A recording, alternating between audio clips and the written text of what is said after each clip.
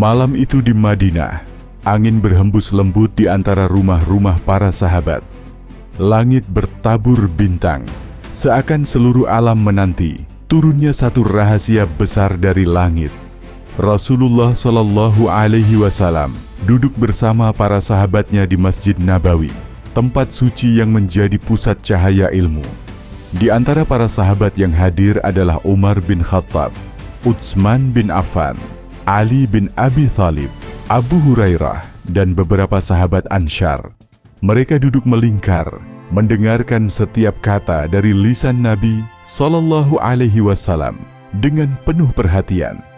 Tiba-tiba Rasulullah Sallallahu Alaihi Wasallam diam. Para sahabat tahu wahyu sedang turun.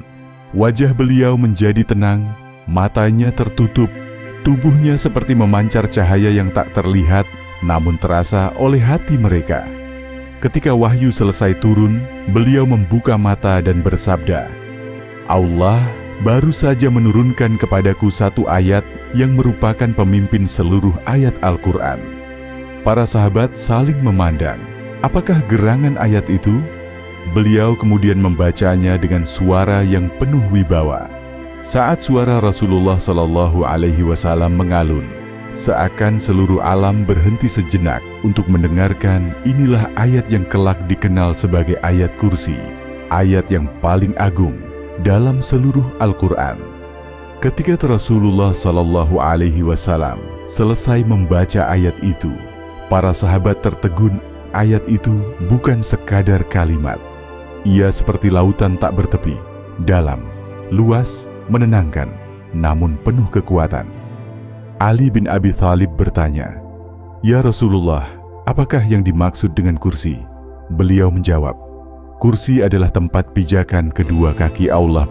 Besarnya kursi dibandingkan langit dan bumi adalah seperti cincin yang dilemparkan di padang pasir." Hadis riwayat Ibnu Hibban. Para sahabat terdiam. Mereka memahami betapa kecilnya alam semesta dibandingkan kekuasaannya. Rasulullah Shallallahu Alaihi Wasallam melanjutkan, langit yang 7 beserta seluruh isinya dibandingkan kursi seperti sebuah cincin kecil di padang pasir yang luas, dan arsy Allah lebih besar dari kursi. Betapa agung ayat ini. Beberapa malam setelah ayat ini turun, terjadi kisah menakjubkan yang diriwayatkan oleh Abu Hurairah radhiyallahu anhu. Pada bulan Ramadan, Abu Hurairah ditugaskan Rasulullah Shallallahu Alaihi Wasallam menjaga harta zakat fitrah. Pada malam pertama, datang seorang laki-laki mencuri makanan. Abu Hurairah menangkapnya. "Kenapa kau mencuri?" Laki-laki itu memohon, "Aku punya keluarga miskin." Abu Hurairah melepaskannya. Malam kedua dia muncul lagi. Malam ketiga dia kembali tertangkap. Kali ini Abu Hurairah berkata, "Tidak, aku akan membawa engkau kepada Rasulullah." Laki-laki itu ketakutan, lalu berkata, "Akan kuberitahu rahasia agar engkau dijaga Allah. Jika engkau hendak tidur, bacalah ayat kursi. Allah akan mengutus penjaga untukmu, dan setan tidak akan mendekat sampai pagi."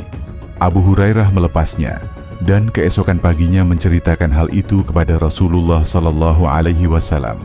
Beliau tersenyum dan bersabda, "Ia telah berkata jujur kepadamu, padahal dia pendusta. Tahukah engkau siapa dia?" Abu Hurairah menjawab, "Tidak." Rasulullah Shallallahu Alaihi Wasallam berkata, "Itu adalah setan."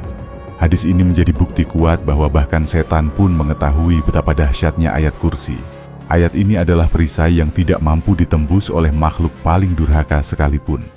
Di Madinah, hiduplah seorang sahabat bernama Salim Maula Abi Hudzaifah, salah satu sahabat yang paling fasih membaca Al-Quran.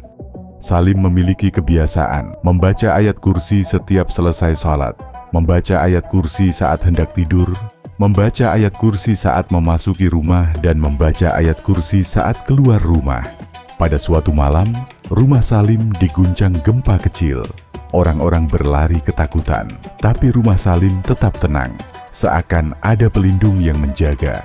Saat orang-orang bertanya, Salim hanya tersenyum dan berkata, "Tidak ada yang menenangkan hati seperti firman Allah dalam ayat kursi." Rasulullah Shallallahu Alaihi Wasallam pernah bertanya kepada Ubay bin Ka'ab, "Ayat apa dalam Al-Quran yang paling agung bagimu?" Ubay menjawab, Allah dan Rasul-Nya lebih tahu.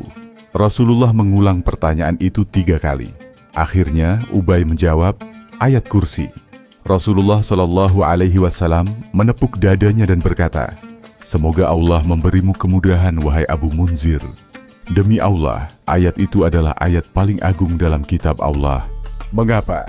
Karena menegaskan keesaan Allah, menjelaskan sifat Al-Hayy dan Al-Qayyum, menyebutkan kerajaannya meliputi langit dan bumi.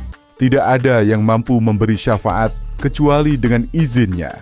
Ilmu Allah mencakup semua yang tampak maupun tersembunyi. Ayat ini adalah puncak keagungan tauhid. Peristiwa-peristiwa nyata yang menunjukkan kekuatannya. Rumah Abu Ayyub terhindar gangguan jin. Istri Abu Ayyub Al-Ansyari pernah diganggu oleh jin. Abu Ayyub mendatangi Rasulullah Shallallahu Alaihi Wasallam dan beliau bersabda, bacalah ayat kursi di rumahmu. Setelah itu, gangguan pun berhenti. Dalam beberapa riwayat, para sahabat menceritakan bahwa seorang mujahid yang membaca ayat kursi sebelum tidur di perkemahan merasakan seolah ada pasukan tak terlihat yang menjaganya. Para sahabat selalu mengajarkannya kepada anak-anak mereka. Ketika anak-anak ketakutan atau mimpi buruk, mereka membaca ayat kursi, lalu meniupkan ke kepala anak. Seketika anak itu menjadi tenang. Rasulullah Shallallahu Alaihi Wasallam bersabda, nama Allah yang paling agung ada dalam 3 surah, Al-Baqarah, Ali Imran, dan Thaha. Dan di antara ayat yang memuat nama itu adalah ayat kursi. Semoga Allah menjadikan kita ahli tauhid yang memahami dan mengamalkan makna ayat kursi, serta menjadikannya cahaya bagi hidup kita di dunia dan akhirat. Dan itulah kisah ayat kursi. Jangan lupa tekan tombol subscribe, like, share, dan nyalakan lonceng notifikasinya. Sampai ketemu di kisah-kisah penuh hikmah selanjutnya.